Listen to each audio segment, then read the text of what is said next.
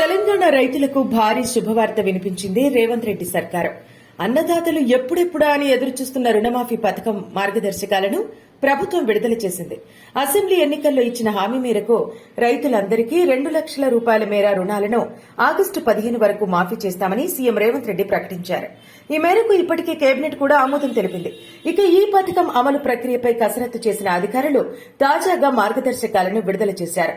ఈ మేరకు పంట రుణమాఫీ పథకాన్ని అమలు చేయడానికి తగిన చర్యలు తీసుకోవాలని సంబంధిత శాఖలకు ప్రభుత్వం ఉత్తర్వులు జారీ చేసింది. ప్రతి రైతు కుటుంబానికి 2 లక్షల రుణమాఫీ ఇవ్వాలని రేవంత్ రెడ్డి ప్రభుత్వం నిర్ణయించింది. అయితే ఈ రుణమాఫీ స్వల్పకాలిక పంటల రుణాలకు వర్తించనుందని స్పష్టం చేసింది. ఇక ఇప్పటికే ప్రభుత్వం ప్రకటించినట్టుగా డిసెంబర్ 12, 2018 నుంచి 2023 డిసెంబర్ 9 మధ్య రైతులు తీసుకున్న రుణాలకు ఈ పథకాన్ని వర్తింపజేయనున్నట్టు స్పష్టం చేసింది. మరోవైపు అన్ని పథకాల మాదిరిగా ఈ రైతు రుణమాఫీకి కూడా రేషన్ కార్డును తప్పనిసరి చేసింది ప్రభుత్వం. ఈ మార్గదర్శకాలను బట్టి రాష్ట్రంలో ఉన్న రైతుల్లో అర్హులైన లబ్దిదారులను ప్రభుత్వం ఎంపిక చేయనుంది. ఆ వెంటనే లబ్దిదారులందరి రుణాలను మాఫీ చేయనుంది ప్రభుత్వం.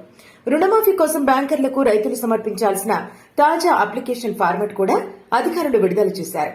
ఈ దరఖాస్తు పత్రంలో కస్టమర్ అంటే రైతు వ్యక్తిగత వివరాలు, ఆ తర్వాత బ్యాంకు ఖాతా వివరాలు, అనంతరం తీసుకున్న పంట రుణాలకు సంబంధించిన పూర్తి వివరాలను నింపాల్సి ఉంటుంది.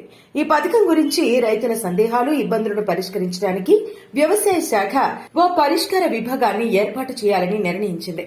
రైతులు తమ ఇబ్బందులను పోర్టల్ ద్వారా గాని, మండల స్థాయిలో ఏర్పాటు చేసిన సహాయ కేంద్రాల వద్ద గాని తెలపాల్సి ఉంటుంది.